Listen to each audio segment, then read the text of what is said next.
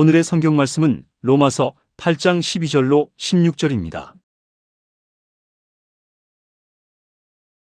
그러므로 형제들아 우리가 빚진 자로 돼 육신에게 져서 육신대로 살 것이 아니니라. 너희가 육신대로 살면 반드시 죽을 것이로되 영으로서 몸의 행실을 죽이면 살리니 무릇 하나님의 영으로 인도함을 받는 그들은 곧 하나님의 아들이라. 너희는 다시 무서워하는 종의 영을 받지 아니하였고 양자의 영을 받았으므로 아바 아버지라 부르짖느니라. 성령이 친히 우리 영으로 더불어 우리가 하나님의 자녀인 것을 증거하시나니. 아멘. 저는 오늘 여러분과 함께 평범한 생활 중에서 성령의 인도란 제목으로 은혜를 나누고자 합니다. 세상에 어린아이가 태어나면 몇 개월 후에 몇 마디의 어휘를 배우게 됩니다. 그 어휘를 가지고서 부모님과 대화를 하다가 점점 세월이 흘러가면 그 말의 횟수가 많아지고 어휘가 점점 증가되면 충분한 마음의 이견을 부모님과 교환할 수가 있는 것입니다. 우리 예수를 믿고 거듭나는 사람도 그와 똑같습니다. 우리가 처음 예수 그리스도를 구주로 믿고 하나님의 자녀로 중생하면 신앙의 초보 단계에 들어왔기 때문에 기도하는 의휘도 적어서 조금밖에 기도할 줄 모릅니다. 성경도 지극히 초보적인 것 이외에는 이해할 수가 없습니다. 그러나 세월이 흘러감에 따라서 성령님의 도우심으로 말미암아 점점 기도하는 의휘가 많아져서 유창하게 장시간 기도할 수 있게 되고 하나님 말씀도 깊이 있게 믿어지게 되어서 신앙이 튼튼해지게 되는 것입니다. 이와 같이 중생하여 하나님의 자녀가 된 사람에게는 하나님께서 성령을 통하여 우리들을 인도하시기를 원하시는 것입니다. 사람들은 생각하기를 성령의 인도를 받기 위해서는 기상천외의 무슨 꿈이나 환상이나 음성을 들어야만 성령의 인도를 받는 줄로 오해하고 있는 것입니다. 저는 오늘 이 시간에 여러분에게 지극히 평범한 생활 중에서 어떻게 성령의 인도를 받을 수 있는가, 그 길에 관해서 여러분에게 말씀해 드리고자 합니다. 여러분께서 예수 그리스도를 구주로 모시면 하나님께서는 여러분 속에 성령을 보내셔서 성령이 여러분 속에 함께 거하시게 만들어 주시는 것입니다. 예수께서 말씀하기를 성령은 너희와 함께 거하시며 너희 속에 계시겠음이라고 말씀하신 것입니다. 이렇기 때문에 성령이 우리 속에 오신 것은 물론 우리들을 신앙 속에 자라고 성화작용을 하기 위해서 와 계시지만은 적극적으로 여러분과 나를 인도하기 위해서 와 계신 것입니다. 그러므로 첫째로 우리 이 성경 말씀을 마음속에 기억해야 될 것인 것입니다. 하나님의 성령으로 인도함을 받는 그들이 곧 하나님의 아들이라. 그러므로 여러분과 내가 하나님의 아들이 된 이상 우리는 마땅히 하나님의 성령의 인도를 받을 수가 있는 자격이 있는 것입니다. 수많은 사람들이 성령의 인도를 받지 못하는 이유는 시작부터 벌써 그 마음속에 나 같은 사람이 무슨 성령의 인도를 받겠는가, 성령께서 나같이 미미한 존재도 인도해 주실 수 있을까, 이와 같은 의심을 가지기 때문에 하나님의 성령께서 인도할 수 없습니다. 하늘나라는 무엇이든지 의심하고 기도하든지 행하면 하나님께서 역사하지 않습니다. 여러분께서 하나님의 아들이 되었으시면 하나님의 아들은 마땅히 성령의 인도를 받을 자격이 있다는 것을 마음속에 굳세게 믿어야만 하는 것입니다. 그러면 하나님의 성령께서 우리를 인도할 때 우리의 지성은 필요가 없는가요? 오늘날 많은 사람들이 신비주의에 빠져서 성령의 인도를 받으려면 우리의 지성도 다 제껴버려야 되고 우리 이성도 다 제껴버려야 되고 몽롱한 꿈꾸는 사람 같은 상태가 되어야 성령께서 인도할 것이라, 이렇게 잘못 가르치는 사람들이 있는데 이것은 신비주의인 것입니다. 하나님께서 여러분과 나를 지었을 때 분명하게 우리에게 지성을 주시고 이성을 주신 것입니다. 이것은 지성과 이성을 내어 버리라고 주신 것이 아니라 지성과 이성을 사용하도록 주신 것입니다. 이러므로 하나님이 우리를 인도할 때 하나님은 우리의 지성을 사용해서 인도해 주시는 것입니다. 저는 성령의 인도를 받을 때 하나님 앞에 엎드려서 성령이 내 마음에 오셔서 내 지혜에 깨달음을 주시기를 간구합니다. 내가 깨닫지 못하는 바를 어떻게 인도받을 수가 있는 것입니까? 그렇기 때문에 하나님께서 저는 언제나 성령으로 제게 깨달음 주기를 간절히 기도합니다. 깨닫는다는 것은 바로 지성의 작용인 것입니다. 하나님의 성령께서 나의 지성에 작용하여 주셔서 하나님이 원하시는 바를 깨닫게 해주시는 것입니다. 이러기 때문에 여러분 범사에 하나님의 성령께서 우리를 인도하시기를 원하시면 성령님에게 깨달음을 요구해야 됩니다. 저는 어떠한 어려운 문제가 생겼었을 때 이것이 좋은 일이냐 나쁜 일이냐, 이 길이 하나님의 뜻대로냐 아닌 것이냐, 이러한 것을 알기를 원할 때는 주님 앞에 간절히 엎드려 기도합니다. 보혜사 성령님 인정하고 환영하고 모셔드리고 이치합니다. 하나님의 아들은 반드시 성령님의 인도를 받을 자격이 있사오니 제게 성령의 인도를 받도록 깨달음을 주시옵소서. 주님께 간절히 기도하고 기다립니다. 그러면 우리 주님께서 저희 마음속에 깨달음을 허락하여 주시는 것입니다. 깨달아지는 대로 나는 지성을 쫓아서 하나님의 뜻을 알고 걸어갈 수 있습니다. 저는 좀처럼 하나님께서 별난 꿈이나 환상이나 음성으로 인도해 주신 적이 없습니다. 하나님께서 언제나 엎드려 기도할 때 성령께서 가장 평범하게 저희 지성을 통하여 깨달음을 허락하여 주셔서 깨달은 마음으로 하나님의 뜻을 알 수가 있었습니다. 그뿐 아니라 성령의 인도를 받을 때 하나님께서는 우리 감정도 사용하시는 것입니다. 인간은 별투 없이 희노애락의 감정을 가지고 삽니다. 사람들은 말하기를 신앙생활에 들어오면 감정을 무시해야 된다고 말하는데, 여러분 사람이 어떻게 감정을 무시합니까? 하나님은 인간에게 감정을 넣어주어서 기뻐하고 분노하고 슬퍼하고 즐거워하도록 만들어 놓은 것이 인간인 것입니다. 인간이 아니도록 만들어서 인도받으려는 생각을 해서는 안 되는 것입니다. 하나님의 성령께서는 감정을 가지고 계십니다. 그렇기 때문에 여러분과 나의 감정 속에 들어와서 우리 기도할 때 인도해 주시는 것입니다. 하나님께서 원치 않은 것은 나는 기도하면 내 마음속에 거부 반응이 생겨납니다. 마음이 불안해지고 싫어진단 말인 것입니다. 어떠한 좋은 일을 가져와도 엎드려서 기도하면 성령께서 내 마음속에 강한 거부 반응을 주십니다. 나는 그것이 싫다. 나는 그리고 불안하다. 초조하다.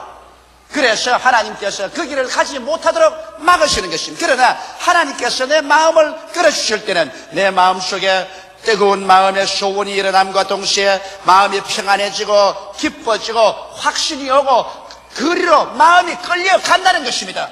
그러므로 하나님의 성령께서는 분명하게 우리 감정을 사용해서 우리를 인도하십니다. 지성의 깨달음만 줄 뿐 아니라 우리의 감정을 통하여 혹은 거부 반응을 통해서 혹은 긍정적인 반응을 통해서 여러분과 나를 이끌어준다는 것을 알아야만 되는 것입니다. 성령은 우리 전 인격 속에서 우리를 인도하여 주시는 것입니다. 그뿐 아니라 여러분 일단 지성을 통해서 깨달음을 주시고 우리 감정의 거부 반응이나 긍정적인 반응을 통해서 하나님의 뜻을 보여주시고 난 다음에는 하나님께서 우리의 의지를 사용하시는 것입니다. 하나님께서는 우리 마음속에 결단을 내려서 우리가 하나님을 따르도록 만들어주는 것입니다. 그렇기 때문에 자기 의지를 하나님께 굴복시키고 주님 뜻대로 하옵소서 주님께 내어 맡기면 성령께서 오셔서 여러분과 나의 의지를 붙잡아서 그래서 하나님이 원하시는 길로 이끌어 주시는 것입니다. 이러므로 우리의 생활 가운데 지극히 평범한 여러분의 지성과 여러분의 감정과 여러분의 의지를 통해서 여러분께서 하나님께 엎드려 기도할 때 성령은 여러분을 인도하여 주시는 것입니다. 이렇기 때문에 성령의 인도를 무슨 기상천외에 기대를 하지 말고 여러분의 매일매일의 생활 가운데서 성령님을 인정하고 환영하고 모셔드리고 의지하며 성령의 인도를 기대하십시오. 그럴 때 성령은 여러분의 깨달음을 통하여 마음의 거부 반응이나 긍정적인 반응을 통하여 여러분의 의지의 결단을 통해서 성령은 이끌어 주시는 것입니다. 이러므로 성령께서는 매일매일같이 여러분과 나와 함께 거하시고 여러분과 나와 생활하며 여러분과 나와 함께 짐을 지시기를 원하시는 하나님이신 것입니다. 둘째로 하나님의 성령이 인도하는 가장 중심적인 과제가 있습니다. 성령께서는 우리들을 반드시 갈보리 십자가 밑으로 인도하여 그 대속의 의미를 깨닫고 느끼고 변화된 사람으로 결의하게 만들어주는 것입니다. 하나님의 성령이 어떤 교파로 인도하지 않습니다. 우리를 교단으로 인도하지 않습니다. 무슨 특정 교회로 성령께서 이끄는 일을 하지 않습니다. 성령께서 가장 중심적으로 이끄는 것은 어떤 교단이든 어떠한 교파든 어떠한 교회든 상관하지 아니하고 오직 그곳에 주를 믿고 나온 사람들에게 갈보리 십자가 밑으로 이끌어가는 것입니다. 만일 갈보리 십자가 이외에 어떠한 사람을 주장한다든지 어떠한 교파를 주장하면 이것은 성령의 인도가 아니라 인간의 조작인 것입니다. 하나님의 성령께서는 예수 그리스도 이외에 자랑치 못하게 하시는 것입니다. 그래서 하나님의 성령은 우리를 십자가 밑으로 데리고 가서 예수께서 우리 위하여 못 박혀서 몸짓고 피 흘리친 그 깊은 의미를 깨달아서 거기에 동화하기를 원하시는 것입니다. 하나님의 성령께서는 여러분과 내 가슴 속에 와서 죄사함의 의미를 깨닫게 해주는 것입니다. 인간 생활에서 가장 무서운 죄란 무엇일까요? 여러분, 윤리와 도덕적인 죄도 무서운 죄입니다. 살인하거나 간음하거나 도둑질하거나 이웃을 거짓 증거하는 것도 죄 아니라고는 말하지 않습니다. 그러나 그런 죄를 가지고는 지옥 갈 조건은 안 됩니다. 가장 무서운 죄는 예수 그리스도를 믿지 않은 죄가 가장 무서운 죄라는 것을 깨닫게 해주는 것입니다. 예수께서 여러분과 나의 과거의 죄, 현재의 죄, 미래의 죄를 다 십자가에 걸머지고 우리를 대신해서 하나님께 심판을 받아 이 죄를 다 갚아주셨는데, 이 갚아주신 그리스도의 십자가 보혈 공로를 믿지 않는 죄가 버림받는 죄요, 지옥 가는 죄요, 죄악 중에 최고의 죄라는 것을 성령께서 여러분과 나에게 깨닫게 해주는 것입니다. 그러므로 우리가 회개하고 예수 그리스도를 믿음으로 말미암아 값없이 무조건하고 죄사함을 받고 하나님 앞에 설 수 있는 자격을 얻고 죄를 한 번도 안 지은 사람처럼 의롭다함을 얻고 그 공로로 말미암아 천국을 향해서 갈 수 있는 축복받은 자라는 것을 성령이 깨닫게 해주시는 것입니다.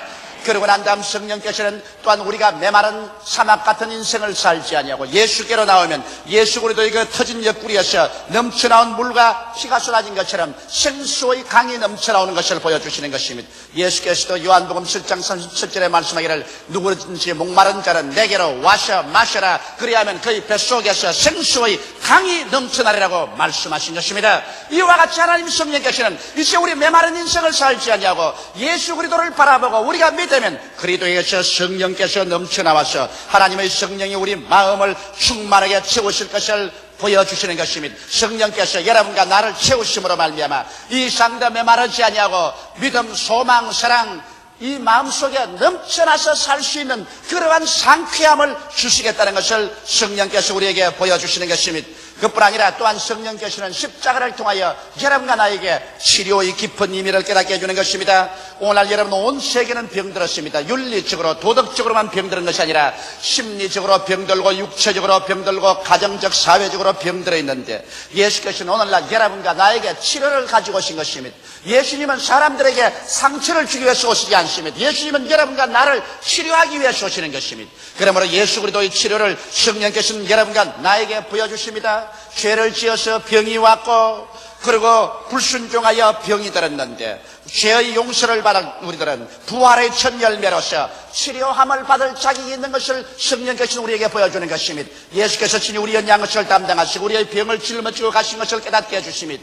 예수께서 채찍에 맞으심으로 우리가 나음을 입었다는 사실을 성령은 그듭그듭 우리 가슴 속에 인식을 시켜주기를 원하시는 것입니다. 그러므로 여러분과 내가 병이 드는 것보다도 병을 두려워하지 않게 만들어주시는 것입니다. 병이 한 길로 왔다가 우리의 마음속에서 7길로 도망칠 수 있도록 치료에 대한 확신을 여러분과 내 가슴 속에 성령은 넣어주기를 원하시는 것입니다.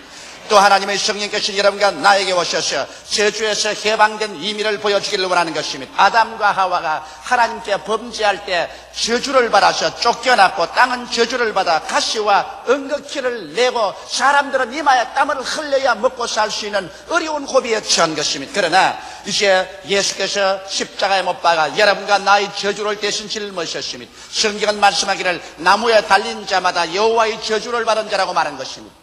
예수께서 여러분과 나를 위하여 저주를 받으셔 율법의 저주에서 우리를 속량하였으니 이는 나무에 달린 자마다 저주받은 자라 하였음이라고 기록하고 있는 것입니다. 이러기 때문에 오늘 성령께서는 그리스도가 왜 여러분과 나를 위해서 저주를 받았는가, 그 저주받은 의미를 마음속에 깊이 깨닫게 하는 것입니다. 그것은 하나님을 반역하고 쫓겨났기 때문에 저주를 받은 것입니다. 그러나 이제 그리스도의 십자가를 통하여 우리는 쫓겨난 자리에서 하나님께 다시 용납을 받고 환영을 받게 되었다는 것을 성령은 보여주시는 것입니다. 이러므로 여러분과 나는 쫓겨난 인생이 아니요 이제 환영받은 인생이요 버림받은 인생이 아니요 하나님의 품에 안긴 인생이요, 그렇기 때문에 저주를 받은 인생이 아니라 하나님의 축복을 받고 하나님이 예비한 은혜 속에 살게 되었다는 사실을 성령은 여러분 가슴 속에 깊이 인식시키기를 원하는 것입니다. 이러므로 여러분은 저주의식이나 가난의식이나 실패의식을 가지고 살지 말고 축복의식, 성공의식, 승리의식을 가지고 살 수 있도록 하나님의 성령께서는 십자가를 통하여 여러분의 마음에 끊임없이 해석을 넣어주시고 계시는 것입니다. 그럴 뿐 아니라 하나님의 성령께서는 십자가에 못 박이신 예수 그리스도를 통하여 장차올 천년왕국과 영원 무궁세계에 대한 것을 여러분에게 설명해 줍니다. 그리스도께서 여러분과 나를 위해서 십자가에 못 박여 찢기고 피 흘려 죽으신 것은 인간의 모든 죄악과 저주와 절망과 죽음만 대속할 뿐 아니라 이를 통하여 주님께서 창조하신 새하늘과 새 땅과 새 예루살렘에 우리가 당당히 들어갈 자격을 얻게 하기 위해서 그렇게 하셨다는 사실을 성령은 깨닫게 해주시는 것입니다. 이렇기 때문에 여러분과 내가 사는 이 세상은 행인과 나그네와 같이 지나가는 세상이요, 잠깐 있다 사라질 세상이요, 모든 인생은 풀과 같고 그 영화는 풀의 꽃과 같다. 풀은 시들고 꽃은 떨어지되 여호와의 말씀은 세세토록 있다는 사실을 하나님의 성령께서는 여러분과 나의 가슴 속에 확연하게 보여주기를 원하시는 것입니다. 이러므로 하나님의 성령께서는 여러분과 나를 십자가 밑으로 데리고 와서 새로운 피조물이 된 사실을 보여주기를 원하시는 것입니다. 성경은 밝히 말씀하시기를 누구든지 그리스도 안에 있으면 새로운 피조물이라, 이전 것은 지나가시니 보라 새 것이 되었다고 했는데, 우리가 제사함을 받은 새 것이요, 성령 충만 받은 새 것이요, 치료를 받은 새 것이요, 저주에서 해방을 얻은 새 것이요, 그리스도의 왕국에 참여할 새 것이 되었다는 사실을 성령은 여러분의 마음속에 깨닫게 하기를 전력을 기울여 노력하고 있는 것입니다. 이것이 바로 성령께서 여러분과 나에게 오셔서 가장 중심적으로 역사하는 것입니다. 오늘날 성령께서 역사하는 교회나 성령께서 역사하는 개인의 속에는 십자가를 통해서 우리가 대속받은 그 의미를 깊이 깨닫게 되는 것입니다. 그러나 성령이 역사하지 않은 교회는 인간의 지식이나 철학이나 인간의 자유신학이나 인간의 인위적인 제도로만 꽉 들어 채워놓고 십자가 없는 교회, 하나님의 대속의 은혜를 모르는 교회, 보혈의 역사를 모르는 교회와 교인으로 만들어버리고 마는 것입니다.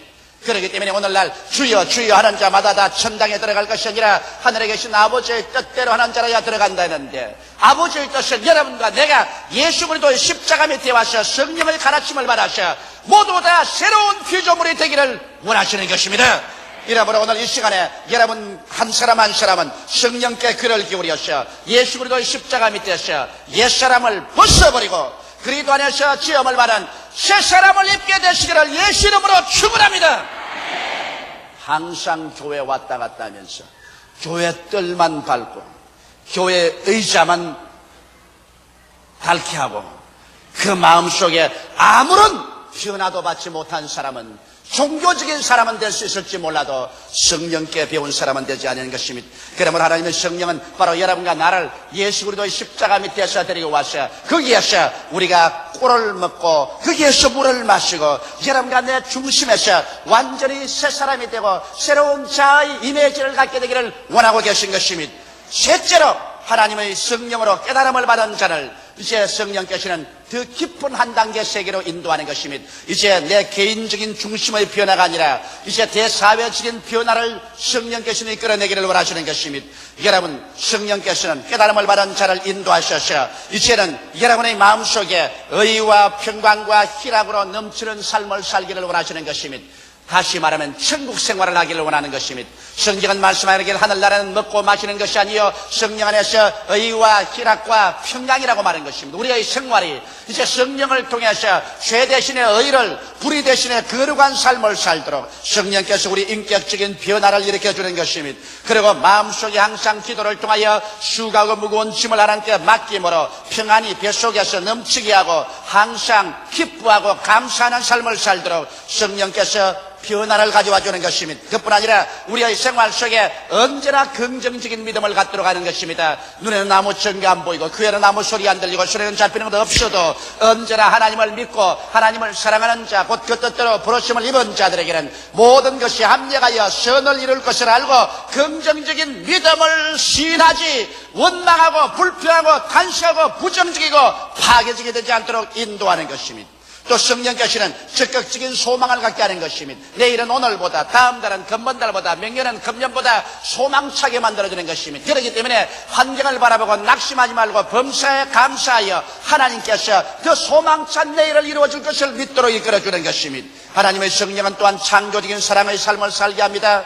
창조적인 사랑이라는 것은 사랑을 능동적으로 나타내는 것입니다. 사랑하고 싶은 사람만 사랑하는 것이 아니라 사랑하기 싫은 사람도 또 우리 사랑을 필요한 사람들을 내가 능동적으로 찾아가셔 그리스도의 사랑을 나타내는 이러한 일을 하도록 하나님의 성령께서는 여러분과 나의 생활 속에 변화를 가져와 주시는 것입니다. 그리고 난 다음 하나님의 성령은 여러분과 나를 붙잡아서 그리스도의 몸된 교회를 세우시는 것입니다.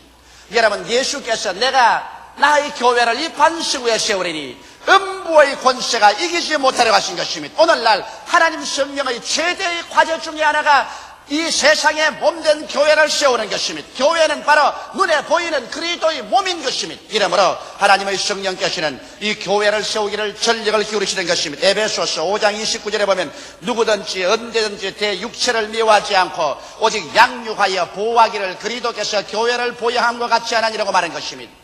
여러분, 우리는 배고프면 밥을 먹습니다. 추우면 옷을 입습니다. 몸이 더러워지면 목욕을 합니다. 피곤하면 잠을 잡니다. 자기 육체를 얼마나 정성 들어 가꾸는지요. 그래서 다른 사람이 자기 육체에게 위해를 가하면 자기를 보호합니다. 자기 육체를 모욕하면 분노합니다. 이와 같이 사람들은 자기 몸을 적극적으로 보호합니다. 성경은 말하기를 예수님께서 바로 교회를 돌보는 것이 그와 같다는 것입니다. 그렇기 때문에 모든 죄는 하나님께서 용서하되 그리스도의 몸된 교회를 파괴하는 죄는 하나님께서 반드시 부응하는 것입니다.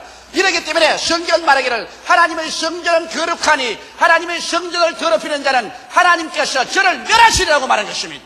성경의 다른 면에서 멸하겠다는 말 안 했습니다. 하나님의 성전 그리스도의 몸된 교회를 회파하는 자는 주께서 저를 멸하시겠다고 하는 것입니다. 그러므로 하나님의 성령은 적극적으로 교회를 세우는 것입니다. 왜? 이 교회 안에서 하나님 아버지가 와 계시고 이 교회 안에서 예수님이 역사하시고 이 교회를 통하여 성령이 역사하기 때문인 것입니다. 에베소서 2장 20절로 22절에 보면 너희는 사도들과 선지자들의 터 위에 세우심을 입은 자라 그리도 예수께서 친히 모퉁이 돌이 되셨느니라. 그 안에서 건물마다 서로 연결하여 주 안에서 성전이 되어가고 너희도 성령 안에서 하나님의 거하실 처소가 되기 위하여 예수 안에서 함께 지어져 가느니라. 그러므로 우리는 다 모여서 예수 안에서 함께 지어져가는 이 몸된 교회, 이것을 성령께서 적극적으로 세우기를 바랍니다. 이렇기 때문에 성령으로 인도한 많은 여러분들은 하나님이 붙잡아서 어찌하든지 몸된 교회에 봉사하게 만들어주는 것입니다. 혹은 당회에 속하여서, 혹은 재직들에 속하여서, 혹은 조장으로, 구역장으로, 부구역장, 아동구역장으로, 혹은 교회학교 교사로, 혹은 성가대원으로, 혹은 평신도로 여러분이 성령으로 충만하면 어찌하든지 그리스도의 몸된 교회를 세우고 북을 두두고 교회가 성장하고 발전하도록 전력을 기울이게 되는 것입니다. 이것이 바로 성령께서 우리와 같이 계실 때 그런 역사를 베푸는 것입니다.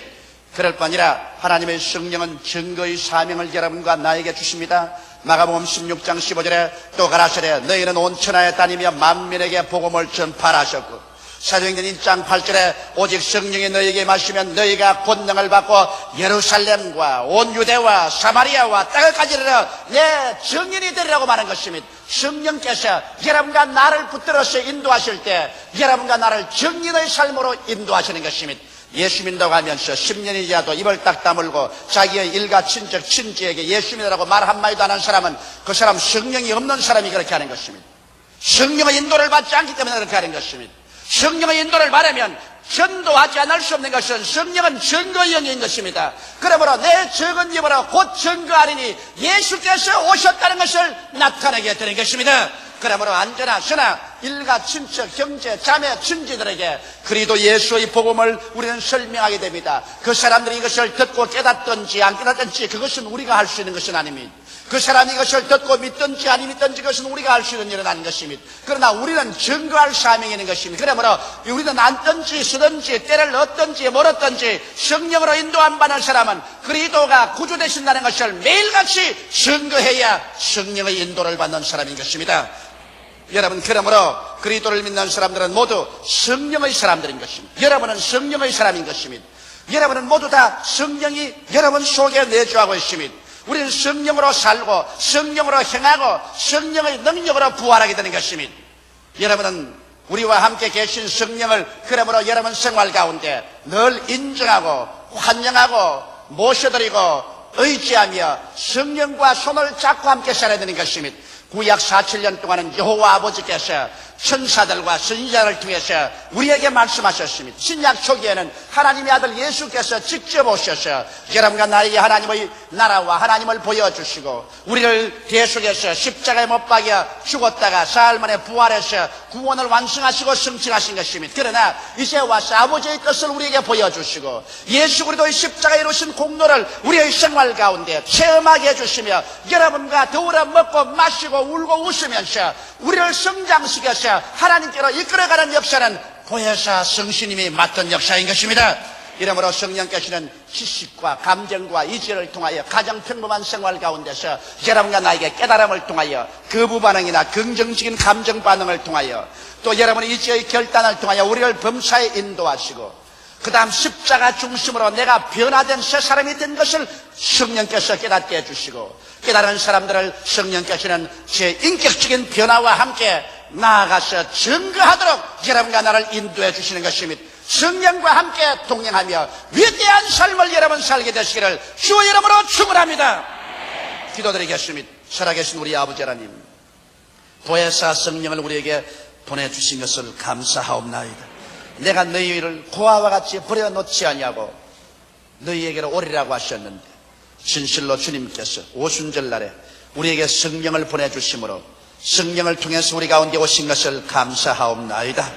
보혜사 성령이여 인정하옵고 환영하옵고 모셔드리고 의지하옵나이다. 오늘 이 시간에 바람같이 불같이 생수같이 역사하여 주시옵소서. 우리의 마음을 깨뜨려 주시옵시고 어두운 눈을 밝혀 주시옵소서. 어두운 길을 밝혀주시고 둔한 마음을 열어서 깨닫게 하여 주시옵소서. 보혜사시여 우리를 그리스도 예수의 사랑과 하나님의 은혜 속으로 이끌어 주시옵소서.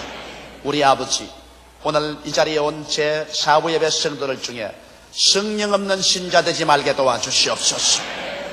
아버지, 성령 없는 신자는 껍데기만 있으나 내용이 없는 것이 바로 그 사람입니다. 하나님 아버지, 주님 모실 날이 가까워올수록 더욱 기도하여 성령의 충만함을 받게 도와주옵소서. 예수님 이름 받들어 기도하옵나이다. 아멘.